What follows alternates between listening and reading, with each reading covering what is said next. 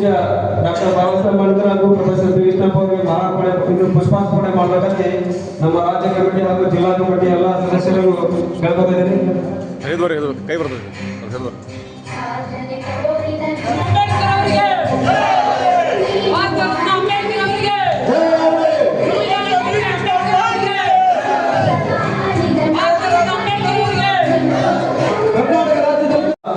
ಹಿರಿಯರಿಗೂ ಸುತ್ತಮುತ್ತ ಬಂದ ಎಲ್ಲ ಗಣ್ಯರಿಗೂ ಧನ್ಯವಾದಗಳು ಹೇಳ್ತಾ ಅದರಂತೆ ಈಗ ಮುಂದಿನ ಕಾರ್ಯಕ್ರಮ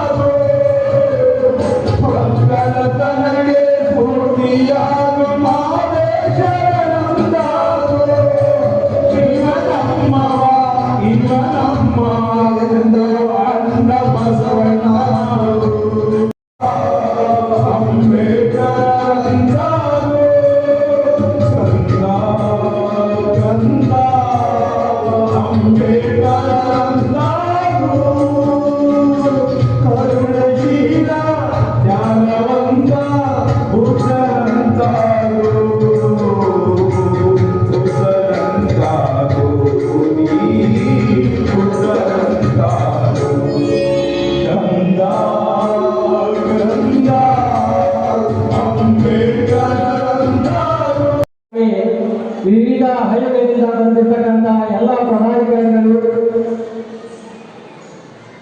ಒಂದು ವಿಚಾರ ಏನಪ್ಪ ಅಂದ್ರೆ ಡಾಕ್ಟರ್ ಬಾಬಾ ಸಾಹೇಬ್ ಅವರು ಏನು ಹೇಳಪ್ಪ ಅಂದ್ರೆ ಶಿಕ್ಷಣ ಸಂಘಟನೆ ಹೋರಾಟ ಅಂತಕ್ಕಂಥ ಒಂದು ಮೂಲ ಧ್ಯೇಯ ಇಟ್ಟುಕೊಂಡು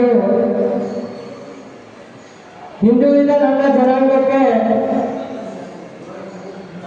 ಜನಾಂಗದ ಸಮಸ್ಯೆಗಳನ್ನು ಹೊತ್ತುಕೋಬೇಕಾದ್ರೆ ನಾವು ಶಿಕ್ಷಣವನ್ನು ಪಡೆಯಬೇಕು. ಶಿಕ್ಷಣ ಎಂಬುದು ಹುಲಿಯ ಹಾಲಿದ್ದಂತೆ ಅದನ್ನು ಕುಡಿದು ಗರ್ಜಿಸಲೇಬೇಕು. ಆ ಶಿಕ್ಷಣ ಪಡೆದಂತ ಜನ ಹೆಂಗಿರಬೇಕಿದ್ದಾರೆ ಯಾಕಪ್ಪ ಅಂದ್ರೆ ಯಾವ ನನ್ನ ಜನರಿಗೋಸ್ಕರ ದೇಶ ವಿದೇಶಗಳಲ್ಲಿ ಅಡ್ಡಾಡಿ ನಾನು ಶಿಕ್ಷಣ ಪಡ್ಕೊಂಡು ಆ ಶಿಕ್ಷಣ ಈಗ ಏನ್ ಮಾಡಕತ್ತಾರೆ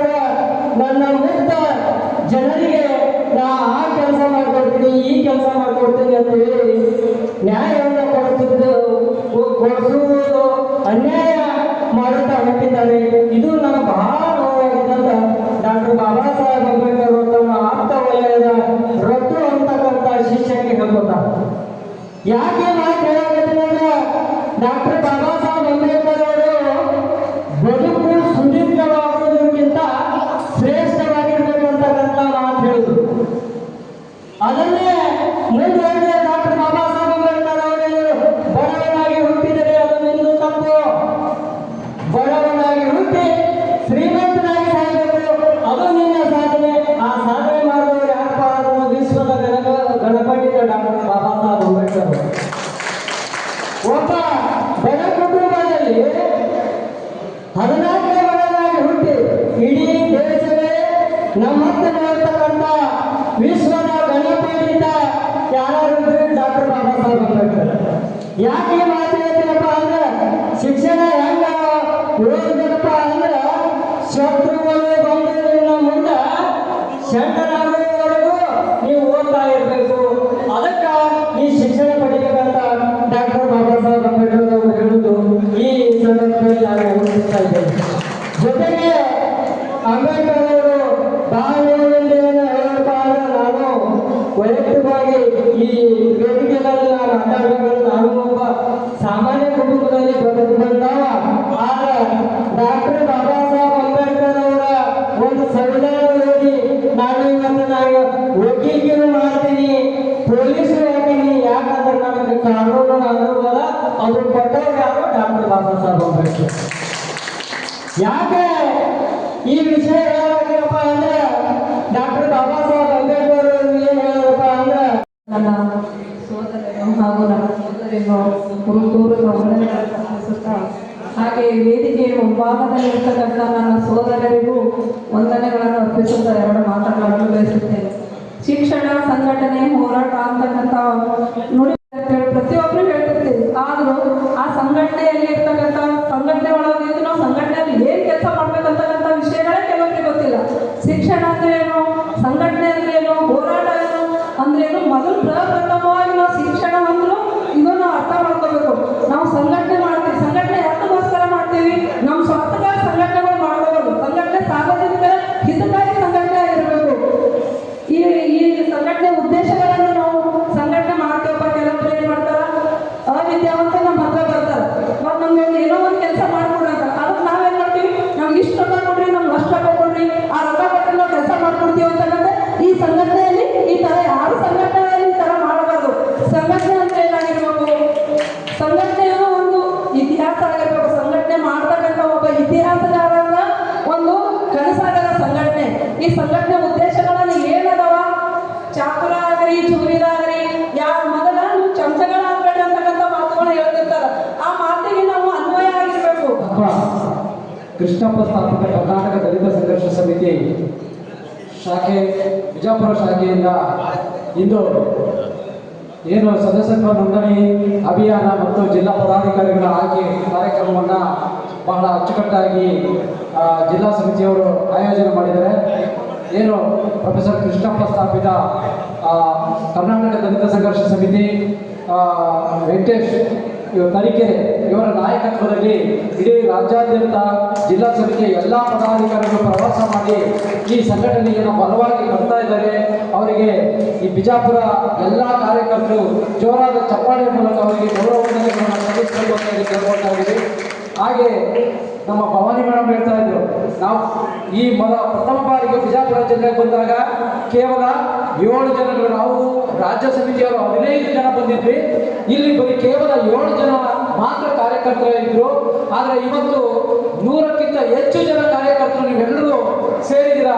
ಅದಕ್ಕೆ ಕಾರಣ ಈ ನಮ್ಮ ವೆಂಕಟೇಶ್ ಸರ್ ನಾಯಕತ್ವದಲ್ಲಿ ನೀವೆಲ್ಲ ನಾಯಕತ್ವವನ್ನು ಒಪ್ಕೊಂಡು ಬಂದಿರೋದು ಬಹಳ ಸಂತೋಷದ ವಿಚಾರ ಅಂತ ಹೇಳಿ ಇನ್ನೂ ಮಾತಾಡಲಿದ್ದಾರೆ. ನನಗೆ ಒಂದೆರಡು ಮಾತನಾಡಲು ಇವತ್ತು ನಮ್ಮ ಹಿರಿಯರಾದ ಹೋರಾಟಗಾರರಾದಂತಹ ತರೀಕೆರೆ ವೆಂಕಟೇಶ್ ಅವರ ನೇತೃತ್ವದಲ್ಲಿ ಬಿಜಾಪುರ ಒಂದು ಕಮಿಟಿಯನ್ನು ಮಾಡಬೇಕು. ಆ ಕಮಿಟಿಯಲ್ಲಿ ಎಲ್ಲರನ್ನೂ ಒಂದು ಸಂಘಟಿತರಾಗಿ ಮಾಡಬೇಕು. ಒಂದು ದೊಡ್ಡ ಸೈನ್ಯವನ್ನು ಕಟ್ಟಬೇಕು. ಆ ಸೈನ್ಯದ ಮೂಲಕ ಯಾರ್ಯಾರ ಯಾವ ರೀತಿಯ ಸಮಸ್ಯೆಗಳಿದೆ ಬಗೆಹರಿಸ್ಕೋಬೇಕು, ನಮ್ಮ ಹಕ್ಕುಗಳನ್ನ ಪಡ್ಕೋಬೇಕು. ಯಾಕಂತ ಹೇಳಿದ್ರೆ ಇಲ್ಲಿ ಬಿಜಾಪುರ ಜಿಲ್ಲೆಯವರು ತುಂಬಾ ಬುದ್ಧಿಶಾಲಿಗಳು.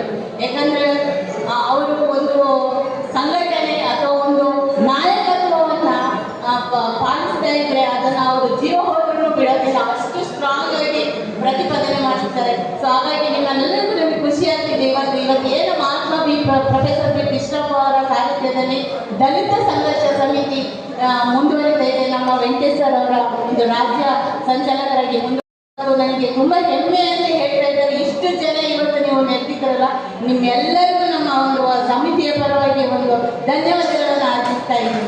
ಹಾಗಾಗಿ ಇವತ್ತು ನಮ್ಮ ಸದಸ್ಯತ್ವ ನೋಂದಣಿಯನ್ನು ಮಾಡ್ತಾ ಇದ್ದೀವಿ. ಯಾಕಪ್ಪ ಸದಸ್ಯತ್ವ ನೋಂದಣಿ ಮಾಡಬೇಕು? ಸದಸ್ಯತ್ವ ನೋಂದಣಿಯನ್ನು ಮಾಡಿದ್ರೆ ನಮ್ಮ ಸಂಘದಲ್ಲಿ ನೀವು ಒಬ್ಬ ಮೆಂಬರ್ ಆಗಿರ್ತೀರಾ. ಮೆಂಬರ್ ಆಗಿದ್ದಾಗ ಏನಾದರೂ ಒಂದು ಸಮಸ್ಯೆಗಳು ಬಂದಾಗ ನಮ್ಮ ಮೆಂಬರು ನಮ್ಮ ಒಂದು ಸದಸ್ಯತ್ವನ ಪಡೆದಂತಹ ವ್ಯಕ್ತಿಗಳಿಗೆ ಏನಾದರೂ ಒಂದು ಸಮಸ್ಯೆಗಳು ಎದುರಾದಾಗ ಇಡೀ ರಾಜ್ಯ ಸಮಿತಿ ನಿಮ್ಮ ಬೆನ್ನಿಂದಿರುತ್ತೆ. ಇದು ನಿಮಗೆ ಪ್ಲಸ್ ಪಾಯಿಂಟ್ ಆಗಿದೆ. ಹಾಗಾಗಿ ಸಂಘಟನೆಗೆ ನೀವು ಇವತ್ತೇ ನೀವು ಹಿಂದೆ ನೋಂದಣಿ ಮಾಡ್ಕೊಳ್ಳಿ. ಎಷ್ಟು ಜನ ನೀವು ನೋಂದಣಿ ಆಗ್ತೀರೋ ಅಷ್ಟು ಒಳ್ಳೆಯದು. ಯಾಕಂದ್ರೆ ಒಂದು ಸಂಘದ ಮೆಂಬರ್ಗೆ ಯಾವುದೇ ರೀತಿಯ ಚ್ಯುತಿಯನ್ನು ತರದಾಗ, ಈ ಸಮಸ್ಯೆಯನ್ನು ತರದಾಗ ಯಾರಾದರೂ ಮಾಡಿದ್ರೆ ಇಡೀ ರಾಜ್ಯ ಟೀಮು ನಿಮ್ಮ ಜೊತೆ ಇರುತ್ತೆ. ನೀವೀಗ ಏಕಾಂಗಿಯಾಗಿ ಒಬ್ಬರಾಗಿ ಇರಲ್ಲ. ಇಡೀ ಕರ್ನಾಟಕದಲ್ಲಿ ನಮ್ಮ ದಲಿತ ಸಂಘರ್ಷ ಸಮಿತಿಯ ಟೀಮ್ ಎಲ್ಲಿದೆ, ನಮ್ಮ ವೆಂಕಟೇಶ್ವರ ಅವರ ಎಲ್ಲರೂ ನಿಮ್ಮ ಇಲ್ಲಿ ಇರ್ತೀರಾ. ಈಗ ನಿಮ್ಮ ಜೊತೆ ಒಂದು ಸೈನ್ಯ ಇದೆ ಅಂತ ತಿಳ್ಕೊಳ್ಳಿ. ಹಾಗಾಗಿ ಸದಸ್ಯತ್ವವನ್ನು ಅತಿ ಹೆಚ್ಚಾಗಿ ಪ್ರತಿ ಮನೆಗಳಲ್ಲೂ ನೀವು ಒಂದು ಸದಸ್ಯತ್ವವನ್ನು ನೋಂದಣಿ ಮಾಡ್ಕೊಳ್ಳಿ. ಹಾಗೆ ಇನ್ನೊಂದು ನಿಮಗೆ ವಿಚಾರ, ಹೆಣ್ಣು ಮಕ್ಕಳು ಅತಿ ಶೋಷಿತರಾಗ್ತಾ ಇರೋದು ಹೆಣ್ಣು ಮಕ್ಕಳ ಪರವಾಗಿ ಧ್ವನಿ ಎತ್ತಬೇಕಾಗಿದೆ. ಶೋಷಿತರ ಸಮುದಾಯ ಪರವಾಗಿ ಧ್ವನಿ ಎತ್ತಬೇಕಾಗಿದೆ. ಅಲೆಮರಿಗಳ ಬಗ್ಗೆ ಧ್ವನಿ ಎತ್ತಬೇಕಾಗಿದೆ. ನಮ್ಮ ಒಂದು ದಲಿತ ಸಂಘರ್ಷ ಸಮಿತಿಯು ಯಾವುದೇ ಎಲ್ಲರ ಪರವಾಗಿ ಧ್ವನಿಯಾಗಿ ನಿಲ್ಲಂತ ಒಂದು ಕೆಲಸ ಕಾರ್ಯಗಳನ್ನು ಮಾಡ್ತಾ ಇರೋದ್ರಿಂದ ತಾವು ಎಲ್ಲರೂ, ನನಗೆ ಸ್ವಲ್ಪ ಆರೋಗ್ಯ ಸಮಸ್ಯೆ ಇರೋದ್ರಿಂದ ಮಾತಾಡ್ತೀನಿ. ಹೇಳಿದ್ರೆ ನಾವು ಒಂದು ಸೈನ್ಯ ಕಟ್ಟೋದ್ರಿಂದ ನಮ್ಮ ಎಲ್ಲ ಸಮಸ್ಯೆಗಳು ಪರಿಹಾರ ಆಗುತ್ತೆ. ಒಬ್ಬರ ಸಮಸ್ಯೆಗೆ ಇಡೀ ಕರ್ನಾಟಕವೇ ಇದ್ದರೆ ಆ ಸಮಸ್ಯೆಗೆ ಪರಿಹರಿಸುತ್ತೆ. ಹಾಗಾಗಿ ನಾವು ಸೈನ್ಯ ಕಟ್ಟಬೇಕಾಗಿದೆ, ನಾವು ವಿದ್ಯಾವಂತರಾಗಬೇಕಾಗಿದೆ, ಬುದ್ಧಿವಂತರಾಗಿದೆ, ಜೊತೆಗೆ ಅಧಿಕಾರ ಹಿಡಿಯುವ ವರ್ಗದವರಾಗಬೇಕಾಗಿದೆ. ಏನು ನಮ್ಮನ್ನ ಅಧಿಕಾರದಲ್ಲಿ ಆಳ್ತಾ ಇದ್ದಾರೋ ಆ ವರ್ಗದವರನ್ನು ನಾವು ಆಳ್ಬೇಕಾಗಿದೆ. ನೀವು ಹಿಂದೆ ಸಿದ್ಧರಾಗಿರಿ, ಸೈನ್ಯ ಕಟ್ಟಬೇಕು. ಜೈ ಭೀಮ್. ಇವತ್ತು ನಾವು ಎಲ್ಲರೂ ಸಂಘಟನೆ ಒಗ್ಗಟ್ಟು ಸೇರಿದ್ರೆ ಒಂದು ಆನೆ ಬಲ ಆಗುತ್ತೆ.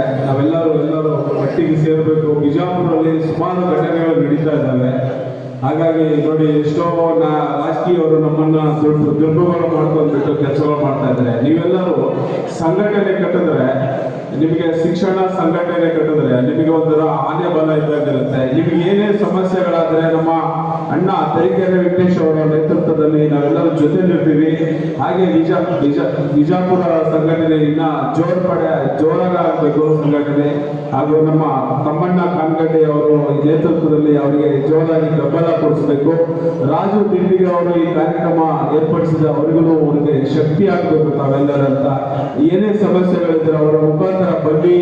ನಾವೆಲ್ಲ ಬೆಂಗಳೂರಲ್ಲಿರೋ ಟೀಮು, ನಮ್ಮ ಸುಮಾರು ಬೆಂಗಳೂರು ಟೀಮು ಸಿಕ್ಕಾಪಟ್ಟೆ ಸ್ಟ್ರಾಂಗ್ ಆಗಿದೆ. ಬೆಂಗಳೂರಿಗೆ ತಾವೆಲ್ಲ ಆಗಮಿಸಬೇಕು. ಒಂದಿನ ಅಲ್ಲಿ ಕಾರ್ಯಕ್ರಮ ಜೋರಾಗಿ ಮಾಡೋಣ ಸಂಘಟನೆ. ಯಾಕಂದ್ರೆ ಇದು ಒಂದೊಂದು ಜಿಲ್ಲೆಗಳು ನಾವು ಸೇರ್ಪಡೆ ಮಾಡಿದ್ರೆ ಎಷ್ಟು ಜಿಲ್ಲೆಗಳಿದ್ದಾವೆ ಹೇಳಿ? ಒಟ್ಟು ಈ ಎಲ್ಲಾ ಜಿಲ್ಲೆಗಳು ಸೇರಿ ಒಂದಿನ ಬೆಂಗಳೂರಲ್ಲಿ ಜೋರಾಗಿ ಕಾರ್ಯಕ್ರಮ ಮಾಡಿದ್ರೆ ಈ ರಾಜಕೀಯ ಯಾರು ಆಳ್ವಿಕೆ ಮಾಡ್ತಾ ಇದಾರಲ್ಲ ಅವರೆಲ್ಲ ತಿರುಗಿ ನೋಡಬೇಕು. ನಮ್ಮನ್ನ ರಾಜಕೀಯ ಜನಗಳು ಬಳಕೆ ಮಾಡ್ಕೋತಾ ಇದ್ದಾರೆ. ಬಾಬಾ ಸಾಹೇಬ್ ಅಂಬೇಡ್ಕರ್ ಅವರು ಅದೇ ಹೇಳಿದ್ದಾರೆ, ಪೈಲೆ ನಾವೆಲ್ಲರೂ ಒಂದುಗೂಡೋಣ, ಶಿಕ್ಷಣ ಸಂಘಟನೆ. ಇವತ್ತು ನಮ್ಮಲ್ಲಿ ಎಷ್ಟು ಸಮಸ್ಯೆಗಳಿದಾವೆ ಅಂತಂದ್ರೆ ನಮಗೆಲ್ಲ ಗೊತ್ತಿದ್ದಾವೆ. ಇವತ್ತು ನಮ್ಮ ಓಣಿಗಳಲ್ಲಿ ಇವತ್ತು ನಮಗೆ ಸರಿಯಾಗಿ ಒಂದು ಸ್ವಚ್ಛತೆ ಇಲ್ಲ, ಮನೆಗಳಿಲ್ಲ. ಇದರೆಲ್ಲ ನಾವು ಏನ್ ಮಾಡ್ಬೇಕು? ಧ್ವನಿ ಎತ್ತಬೇಕು. ಯಾರ ಧ್ವನಿ ಎತ್ತಬೇಕು? ಏನಾಗಬೇಕಂತಂದ್ರೆ ನಮ್ಮ ತಮ್ಮಣ್ಣ ಕಾನ್ಗಡ್ಡೆ ಸಾಯರು ಸಂಘಟನೆಯಿಂದ ಅವ್ರನ್ನ ಬಲಪಡಿಸಿದ್ರೆ ನೀವೆಲ್ಲರೂ ಒಂದು ಧ್ವನಿಯಾಗಿ, ಮಾದರಿಯಾಗಿ, ಶಕ್ತಿ ಆಗ್ತೀರಾ. ಬಿಜಾಪುರ ಸಂಘಟನೆ ಜೋರಾಗಬೇಕಂತ ತಮ್ಮಲ್ಲಿ ಒಂದು ಮನವಿ ಮಾಡ್ಕೊತಿದ್ದೀವಿ. ಜೈ ಜೈ ಜೈ ಜೈ ಜೈ ಭೀಮ್. ಜೈ ಜೈ ಜೈ ಜೈ ಜೈ ಭೀಮ್. ಇವತ್ತು ಒಂದೆರಡು ಮಾತನ್ನ ತಮ್ಮಲ್ಲಿ ಹಂಚ್ಕೋಬೇಕು ಅಂತ ಇಚ್ಛೆ ಪಡ್ತೀನಿ. ಹಾಗೆ ನಮ್ಮ ಸ್ನೇಹಿತರೊಂದು ಮಾತು ಹೇಳಿದ್ರು, ಶಿಕ್ಷಣ ಒಂದು ಹುಲಿಯ ಹಾಲಿದ್ದಂತೆ, ಅದನ್ನು ಕುಡಿದವರೆಲ್ಲ ಗರ್ಜಿಸಬೇಕು ಅಂತ. ಈಗಿನ ಪರಿಸ್ಥಿತಿ ಏನಾಗಿದೆ ಅಂತ ಹೇಳಿದ್ರೆ, ಹಾಲನ್ನಂತೂ ಕುಡಿತಾ ಇದ್ದಾರೆ, ಶಿಕ್ಷಣ ಹಾಲನ್ನ ಕುಡಿತಾ ಇದ್ದಾರೆ, ಬಟ್ ಯಾರು ಗರ್ಜಿಸ್ತಾ ಇಲ್ಲ. ಎಲ್ಲರೂ ಏನ್ ಮಾಡ್ತಾ ಇದ್ದಾರೆ, ಹಾಲನ್ನು ಕುಡಿದು ಬೇರೆಯವರು ಮಾಡಿಟ್ಟಂತ ಏನಿದೆ ಈ ಸಿಸ್ಟಮ್ ಏನಿದೆ, ಸಿಸ್ಟಮ್ ಒಳಗಡೆ ಸೇರ್ಕೊಂಡು ಅವರನ್ನ ಫಾಲೋ ಮಾಡೋ ಹುಲಿಗಳಾಗ್ತಾ ಇದ್ದಾರೆ ಹೊರತು ಯಾರು ಹುಲಿಗಳಾಗ್ತಾ ಇಲ್ಲ. ಸೊ ಹುಲಿಗಳಾಗೋದಕ್ಕೆ ನಾವೇನ್ ಮಾಡಬೇಕು ಅಂತ ಹೇಳಿದ್ರೆ, ಏನಾಗಿದೆ ಈ ನಮ್ಮ ಸಮಾಜದಲ್ಲಿ ಶಿಕ್ಷಣದ ಜೊತೆಗೆ ಅರಿವಿನ ಕೊರತೆ ಇದೆ. ಈ ಅರಿವು ಮೂಡಿಸೋಕ್ಕೋಸ್ಕರ ನಾವೇನ್ ಮಾಡ್ಬೇಕಂದ್ರೆ ಕಾರ್ಯಾಗಾರಗಳನ್ನು ಮಾಡಬೇಕು. ಎಲ್ಲ ಜಿಲ್ಲಾ ಮಟ್ಟದಲ್ಲೂ ತಾಲೂಕು ಮಟ್ಟದಲ್ಲೂ ಕಾರ್ಯಾಗಾರಗಳನ್ನು ಮಾಡಬೇಕು. ಆ ಕಾರ್ಯಾಗಾರಗಳಲ್ಲಿ ಏನಾಗಬೇಕು ಅಂತ ಹೇಳಿದ್ರೆ, ಮೇಧಾವಿಗಳಿರ್ತಾರೆ, ಅಂಬೇಡ್ಕರ್ ತತ್ವಗಳನ್ನ ತಿಳ್ಕೊಂಡವ್ರು ಇರ್ತಾರೆ, ಅಂಥವ್ರನ್ನ ಕರೆಸಿ ಅವರಿಂದ ನಾವು ಕಲಿಯೋದು ತುಂಬ ಇರುತ್ತೆ. ಕಲಿತಾಗ ನಾವು ಹೇಗೆ ಮೂವ್ ಮಾಡಬೇಕು, ಏನು ಮಾಡಬೇಕು ಅನ್ನೋದು ನಮ್ಗೆ ತಿಳಿದುಬರುತ್ತೆ. ಎಷ್ಟೋ ಜನಕ್ಕೆ ನಮ್ಮ ಬಿಜಾಪುರ ಜಿಲ್ಲೆಗೆ ಎಷ್ಟು SC ST TSP ಫಂಡ್ ಬರ್ತಾ ಇದೆ ಅನ್ನೋದನ್ನೇ ಯಾರಿಗೂ ಅರಿವಿರಲ್ಲ. ಆ ಅರಿವು ತಿಳ್ಕೊಬೇಕಂತ ಹೇಳಿದ್ರೆ ಕಾರ್ಯಾಗಾರದಲ್ಲಿ ಅದ್ರ ಬಗ್ಗೆ ತಿಳ್ಕೊಂಡಿರೋರ್ನ ಮಾತಾಡಿದಾಗ ನಿಮ್ಗೆಲ್ಲ ಗೊತ್ತಾಗುತ್ತೆ. ನಿಮ್ಮ ಓಣಿಗೆ ಎಷ್ಟು SC ST TSP ಫಂಡ್ ಬಂದಿದೆ, ಅದೆಷ್ಟು ಖರ್ಚಾಗಿದೆ ಅನ್ನೋದು ಗೊತ್ತಾಗುತ್ತೆ. ಅದೇ ಥರ ನಾವೀಗ ಬೆಂಗಳೂರಲ್ಲಿ ಪ್ಲಾನ್ ಮಾಡ್ಕೊತಾ ಇದ್ದೀವಿ, ಸ್ಟಾರ್ಟ್ ಮಾಡೋಣ ಅಂತ.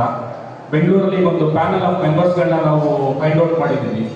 ಅವರಲ್ಲಿ ನಾವು ಬೆಂಗಳೂರಲ್ಲಿರೋ ನಮ್ಮ ಜಿಲ್ಲಾ ಮೆಂಬರ್ಸ್ಗಳು ಮತ್ತು ತಾಲೂಕು ಮೆಂಬರ್ಸ್ಗಳಿಗೆ ಟ್ರೈನ್ ಅಪ್ ಮಾಡೋಣ ಅಂತ ಪ್ಲಾನ್ ಮಾಡ್ತೀವಿ.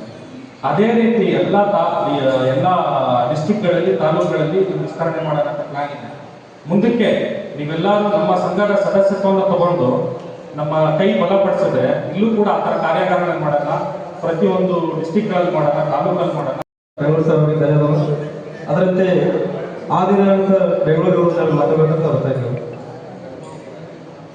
ಆಗಮಿಸಿರ್ತಕ್ಕಂಥ ಎಲ್ಲ ರಾಜ್ಯ ಸಮಿತಿಯ ಮುಖ್ಯಸ್ಥರೇ ಹಾಗೂ ಸ್ನೇಹಿತರೆ, ಸರ್ ಆಲ್ರೆಡಿ ಹೇಳ್ಕೊಟ್ಟಿದ್ದಾರೆ 2 ನಿಮಿಷ ಅಂತ.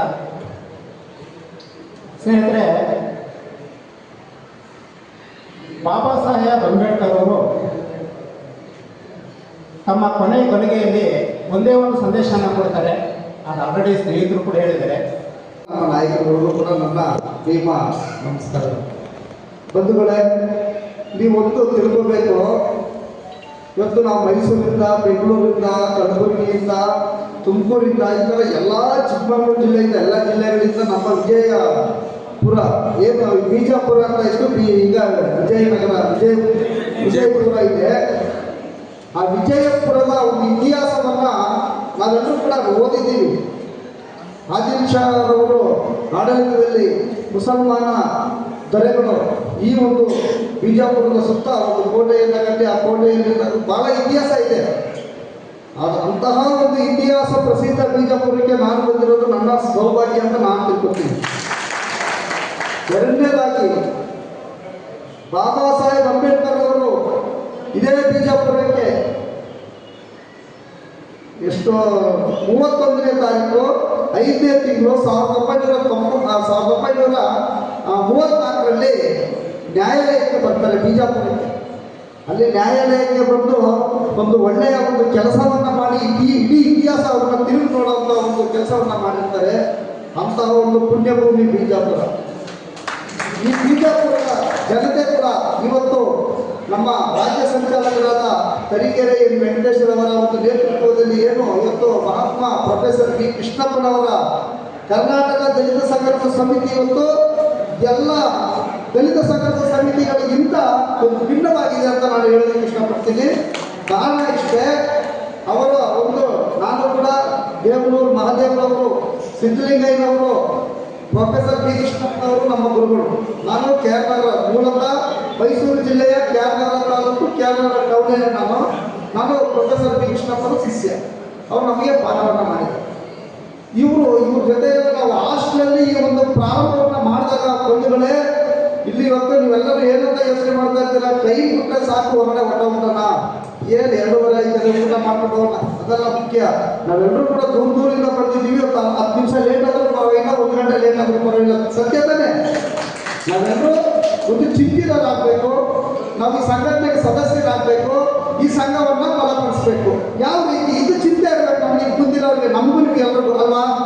ಆ ಚಿಂತೆಯನ್ನ ಮಾಡಿದ್ರೆ ಮಾತ್ರ ನಾವು ಸಂಘಟನೆಯ ಒಂದು ಹೆಜ್ಜೆಯನ್ನು ಮುಂದೆ ತಗೊಳ್ಳೋದಕ್ಕೆ ಸಾಧ್ಯ. ನಾವು ಬಂಧುಗಳೇ, ವೇದಿಕೆಯಲ್ಲಿರ್ತಕ್ಕಂಥ ಎಲ್ಲ ನನ್ನ ಸುಮಾರು 800 ಕಿಲೋಮೀಟರ್ನಿಂದ ಈ ಒಂದು ಸಭೆಗೆ ಬಂದಿರ್ತಕ್ಕಂಥ ನನ್ನ ಗೆಳೆಯರಾದ ರಾಜಶೇಖರ್ ಜಾಪೂರ್ ಅವರೇ, ಮಹಾದೇವ್ ಪ್ರಸಾದ್ ರವರೇ, ಹಾಗೂ ಬೆಂಗಳೂರು ಜಿಲ್ಲಾ ಸಂಚಾಲಕರಾಗಿರ್ತಕ್ಕಂಥ ಪ್ರವೀಣ್ ಕುಮಾರ್ ಅವರೇ, ಹಾಗೂ ಬೆಂಗಳೂರಿಂದ ಬಂದಿರ್ತಕ್ಕಂಥ ಎಲ್ಲ ನನ್ನ ಅಣ್ಣ ತಮ್ಮಂದಿರು, ಅದೇ ರೀತಿ 500 ಕಿಲೋಮೀಟರ್ 700 ಕಿಲೋಮೀಟರ್ ದೂರದಿಂದ ಬಂದಿರ್ತಕ್ಕಂಥ ಮೈಸೂರಿನ ನಂಜಪ್ಪನವರೇ, 600 ಕಿಲೋಮೀಟರ್ ದೂರದಿಂದ ಬಂದಿರತಕ್ಕಂಥ ಚಿಕ್ಕಮಗಳೂರು ಜಿಲ್ಲೆಯ ಬಾಳೆಹೊನ್ನೂರಿನಿಂದ ಬಂದಿರತಕ್ಕಂಥ ಈ ಒಂದು ಮಹಿಳಾ ಒಕ್ಕೂಟದ ರಾಜ್ಯ ಸಂಚಾಲಕಿಯಾಗಿರ್ತಕ್ಕಂಥ ಭವಾನಿ ಮೇಡಮ್ ಅವರೇ,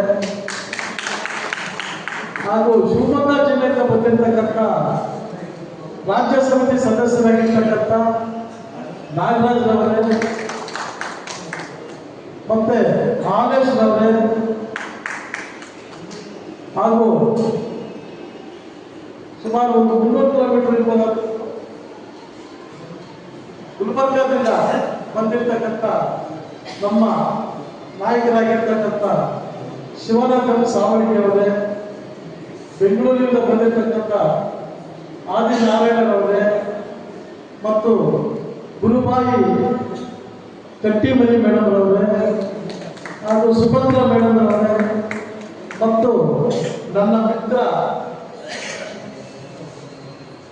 ಬಾಗಲಕೋಟೆ ಜಿಲ್ಲೆಯಿಂದ ಬಂದಿರತಕ್ಕಂಥ ನನ್ನ ಮಿತ್ರ ಮಾಂತಿ ಹೊಸಮನೆಯವರೇ, ಹಾಗೂ ಇದೇ ಜಿಲ್ಲೆಯ ಬಸವನ ಬಾಗೇವಾಡಿಯಿಂದ ಬಂದಿರತಕ್ಕಂಥ ನನಗೆ ತಮ್ಮಣ್ಣ ಕಾನಗಂಡಿರವರೇ, ಹಾಗೂ ಇದೇ ಜಿಲ್ಲೆಯ ಯುವ ಪ್ರತಿಭೆ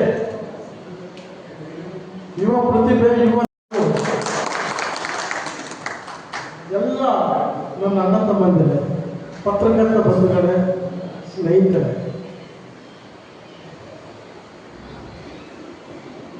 ಈಗ ಪರಿಸ್ಥಿತಿ ಯಾವ ರೀತಿ ಇದೆ ಅಂದ್ರೆ,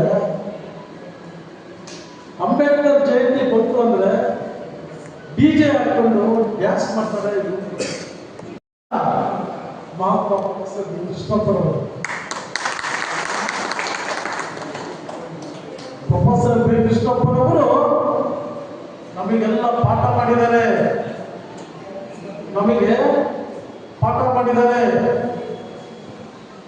ಏನಂತ, ಒಬ್ಬೊಬ್ಬ ನಾಯಕನು ನಮ್ಮ ಸಮಾಜದ ಒಂದು ಪ್ರತಿನಿಧಿ ಯಾಗಬೇಕು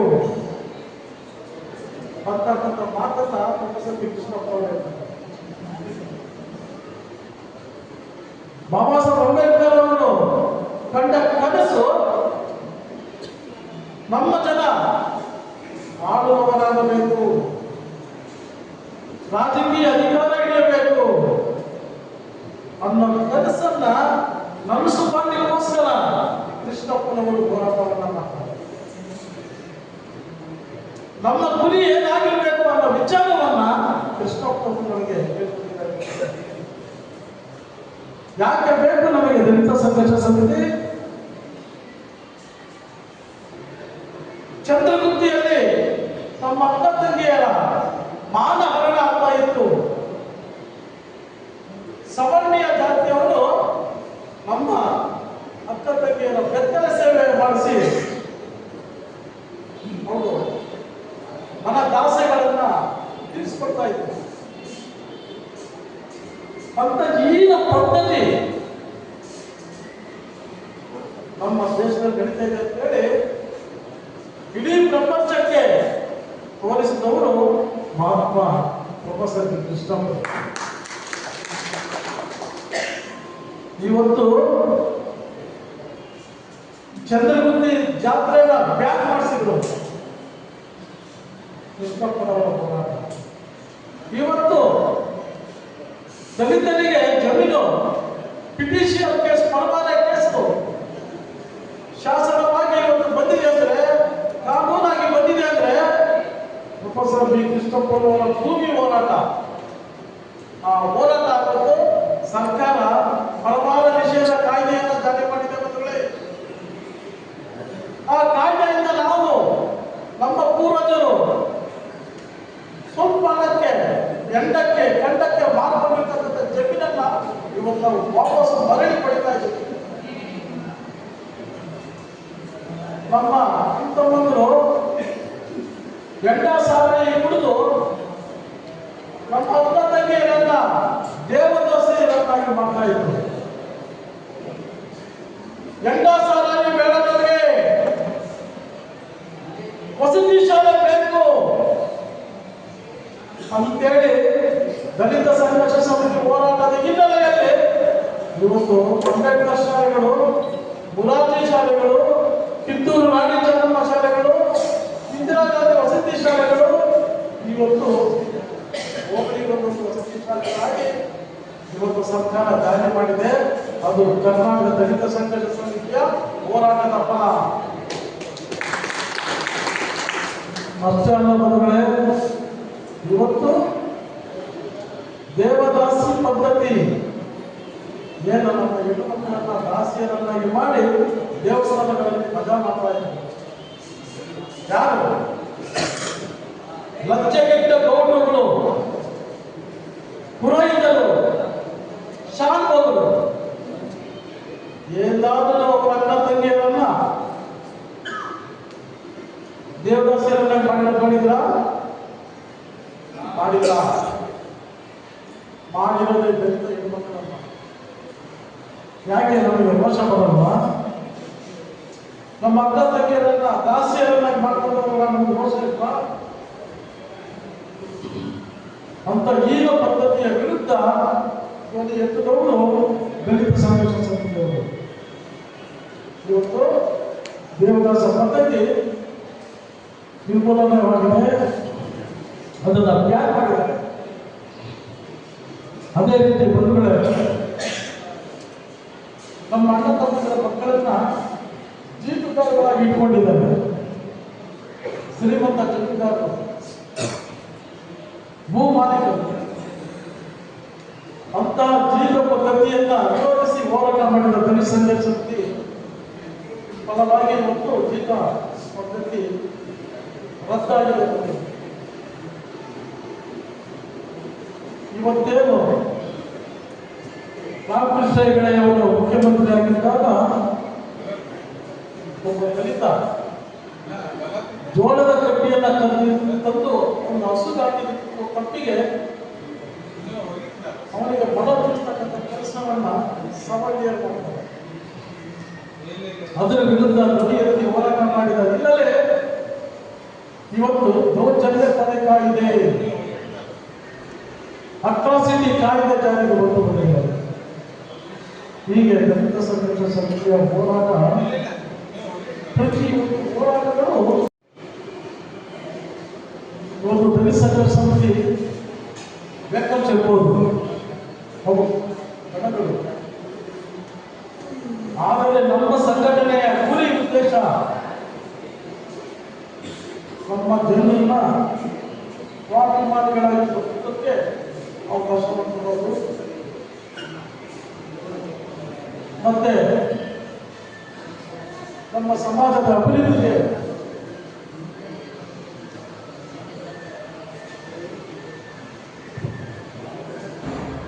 ಪೂರಕವಾಗಿ ಕೆಲಸ ಮಾಡ್ತಕ್ಕಂಥದ್ದು, ನಮ್ಮ ಮಕ್ಕಳಿಗೆ ಶಿಕ್ಷಣ ಕೊಡಿಸ್ತಕ್ಕಂಥದ್ದು, ನಮ್ಮ ಸಮಾಜದ ಅಣ್ಣ ತಮ್ಮಂದರಿಗೆ ಸ್ವಯಂ ಉದ್ಯೋಗ ಯೋಜನೆಗಳನ್ನು ಜಾರಿ ಮಾಡಿಸೋದು, ಹೀಗೆ ಹಲವಾರು ಕಾರ್ಯಕ್ರಮಗಳು ನಮ್ಮ ಸಂಘಟನೆ. ಅದು ಪ್ರೊಫೆಸರ್ ಕೃಷ್ಣಪ್ಪನವರ ದಾರಿಯಲ್ಲಿ ನಾವು ಇವತ್ತು ನಡೀತಾ ಇದ್ದೀವಿ.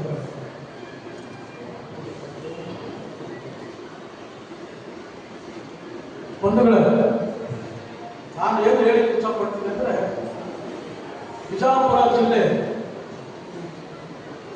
ಗಂಡು ಬೆಟ್ಟಿನ ನಾಡು ಅಂತಾರೆ.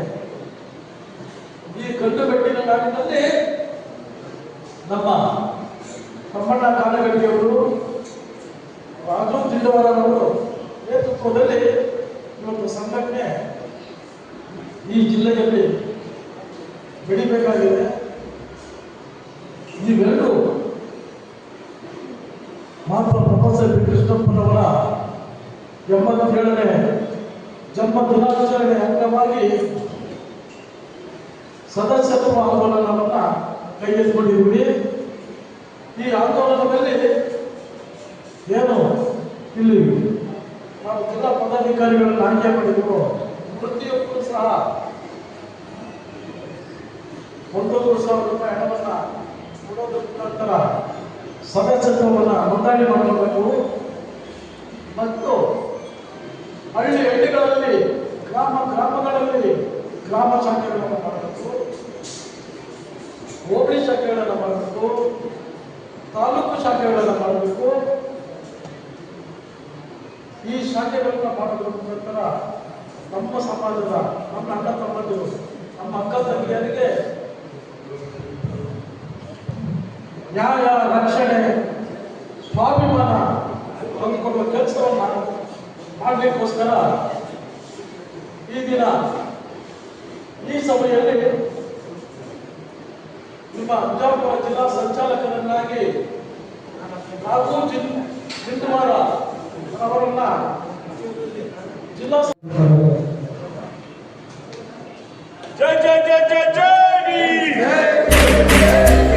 ಸಾಧನೆ ತೋರಿದ ನಿಮಗೆಲ್ಲ ಸಾವಿರ ಸಾವಿರ ಚಪ್ಪಾಳೆ, ನಾಡಿನ ಕೀರ್ತಿಯ ಬೆಳಗಿಸಿದ ನಿಮಗಿದು ಹೆಮ್ಮೆಯ ಚಪ್ಪಾಳೆ. ಚಪ್ಪಾಳೆ ಚಪ್ಪಾಳೆ ಚಪ್ಪಾಳೆ ಚಪ್ಪಾಳೆ ಚಪ್ಪಾಳೆ ಚಪ್ಪಾಳೆ ಚಪ್ಪಾಳೆ ಚಪ್ಪಾಳೆ.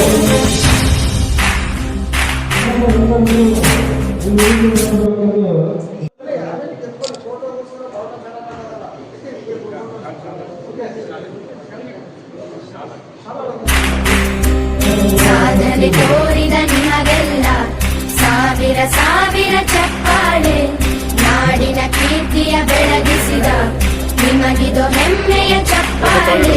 ಚಪ್ಪಾಳೆ ಚಪ್ಪಾಳೆ ಚಪ್ಪಾಳೆ ಚಪ್ಪಾಳೆ ಚಪ್ಪಾಳೆ ಚಪ್ಪಾಳೆ ಚಪ್ಪಾಳೆ ಚಪ್ಪಾಳೆ.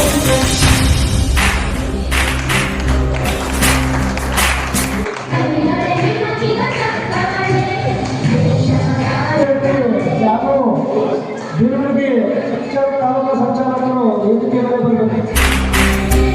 ಸಾಧನೆ ತೋರಿದ ನಿಮಗೆಲ್ಲ ಸಾವಿರ ಸಾವಿರ ಚಪ್ಪಾಳೆ, ನಾಡಿನ ಕೀರ್ತಿಯ ಬೆಳಗಿಸಿದ ನಿಮಗಿದು ಹೆಮ್ಮೆಯ ಚಪ್ಪಾಳೆ. ಚಪ್ಪಾಳೆ ಚಪ್ಪಾಳೆ ಚಪ್ಪಾಳೆ ಚಪ್ಪಾಳೆ ಚಪ್ಪಾಳೆ ಚಪ್ಪಾಳೆ ಚಪ್ಪಾಳೆ ಚಪ್ಪಾಳೆ.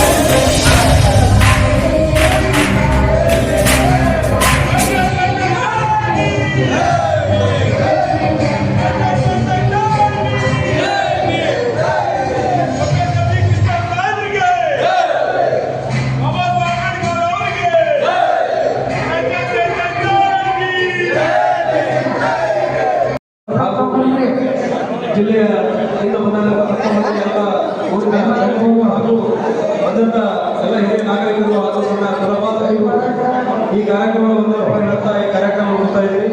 ಜೈ ಭೀಮ್ ಜೈ ಭೀಮ್ ಜೈ ಭೀಮ್.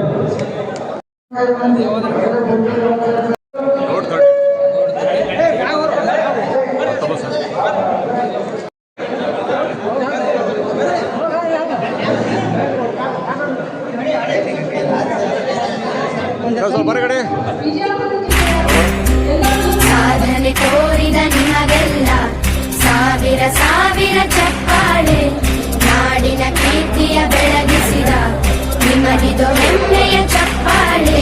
ಚಪ್ಪಾಳೆ ಚಪ್ಪಾಳೆ ಚಪ್ಪಾಳೆ ಚಪ್ಪಾಳೆ ಚಪ್ಪಾಳೆ ಚಪ್ಪಾಳೆ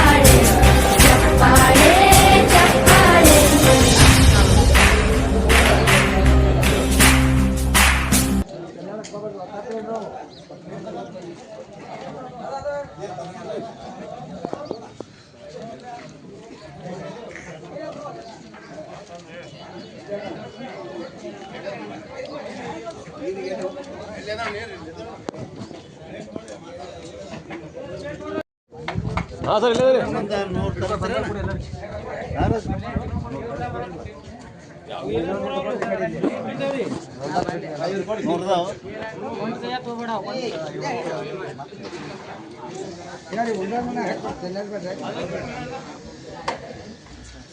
ಕಾನೆಗಡ್ಡೆಯವ್ರೆ ಇವರೆಲ್ಲ ನಮ್ಮ ರಾಜ್ಯ ಕಮಿಟಿ ಸರ್ಗಳಿಗೆ ಇದು ಮಾಡ್ಕೊಡ್ತಾರೆ.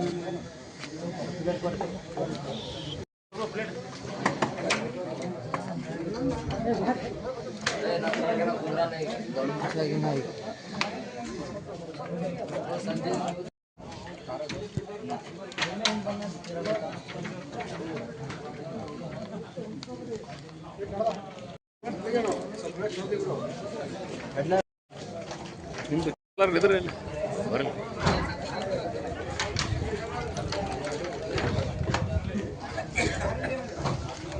ಸರ್ ಯಾವ್ದು ಸಿಲಿಂಡರ್